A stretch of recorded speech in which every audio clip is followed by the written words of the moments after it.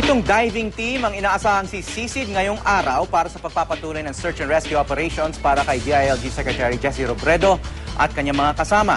Dagdag tulong sa operasyon ng isang remotely operated vehicle ng Amerika na darating ngayong umaga. May news to go si John Consulta live. John.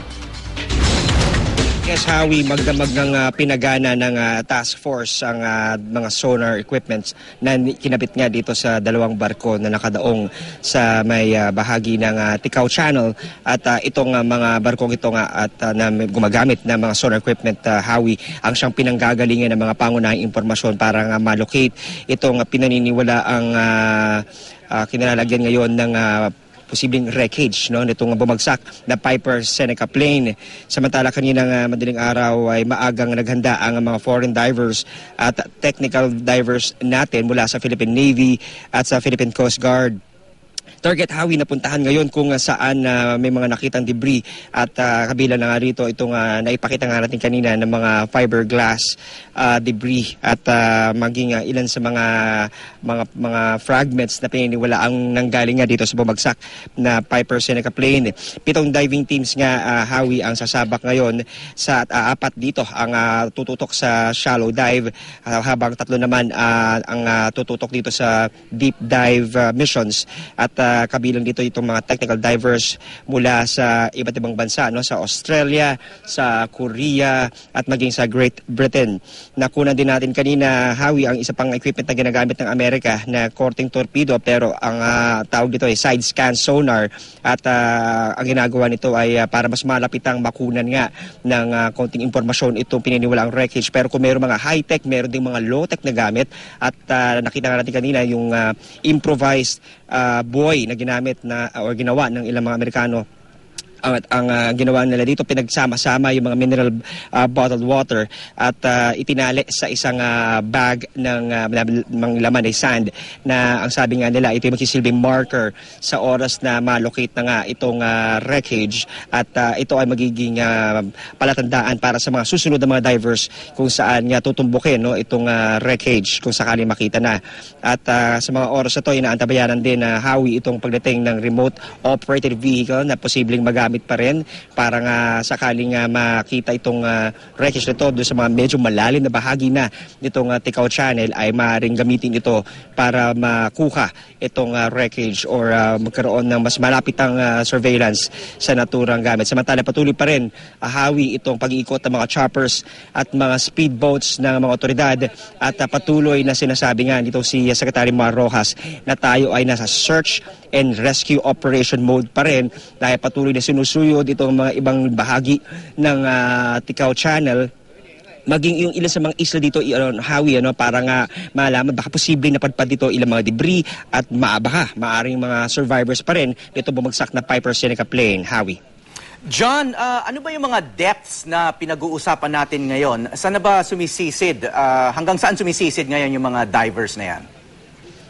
Okay, Howie, doon sa nakuhang kahapon na debris na fiberglass na mga fragments ito nung aeroplano, sinasabi nga nila na ito ay nakuha 2.5 kilometers from the shore at 200 feet yung lalim ng kinaroroonan nga nitong mga fiberglass na ito.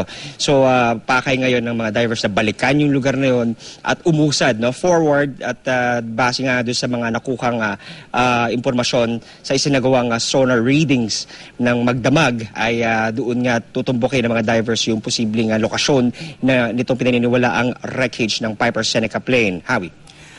John, itong binanggit mo na mga foreign divers, ito ba'y nakabase sa Pilipinas o lumipad sa Pilipinas para lang makatulong? Howie, meron tayo isang grupo ng mga foreign divers na nakabase dito sa may lalawigan ng Cebu. Pero sa ating impormasyon nakuha, meron ding mga bagong dating na mga Korean divers at sasama sila dito sa pagsusuyod nitong mga lugar kung saan maaaring ang kinalalagyan itong bumagsak na Piper Seneca plane. Alalahanin natin, Howie, na hindi biro itong klase ng pag-dive na ito dahil mga specialized technical divers.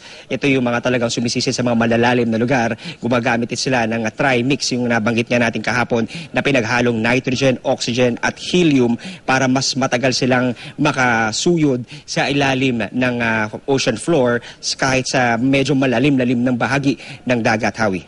Yung US Navy nag-alok ng tulong. Ano bang klaseng tulong ang nakikita mo ngayon na galing sa US Navy? Well, sa ngayon, Howie, doon sa kanilang mga equipments na nandito, merong ibang mga equipments kasi na hindi na binabanggit ng mga task force rather. Pero isa sa mga nakunan natin kanina nga, itong side scan sonar, Howie, sa ating panayam kanina na hindi na sila humarap sa camera pero binanggit nga nila na itong equipment na ito ay maaring paganahin para nga kung sakaling makita yung pininiwalaang wreckage, ito ay pagaganahin na mas malapitan doon sa posibleng wreckage na ito at makakuha ng mga karagdagang impormasyon, mga readings para nga mas mapalakas yung kumpirmasyon kung ito na nga ba yung hinahanap-hanap na wreckage ng Piper Seneca plane na bumagsak na gamit nitong si DILG Secretary Jesse Robredo. Howie. So may mga debris na na-detect na nitong mga side scan sonar device, no? May metal debris na, di ba?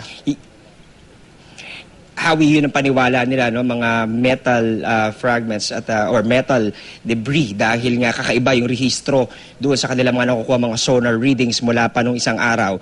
Pero Howie, kapansin-pansin na yung mga debris na to ay gumagalaw, So mula doon sa original na pinagbagsakan nitong eroplano, ito ay umusad na at hinahatak na nga ng malakas na current nitong Ticao Channel at mula kahapon doon sa readings ng sonar ay medyo stationary yung kanyang lokasyon at umaasa sila depende sa naging reading ng magdamag kung ito ay naging stationary pa rin, pero kung umusad ay sigurado magkakaroon ng adjustment yung dive site nitong ating mga technical divers para matumbok na itong pininiwalaang wreckage ng Piper Seneca plane. Howie.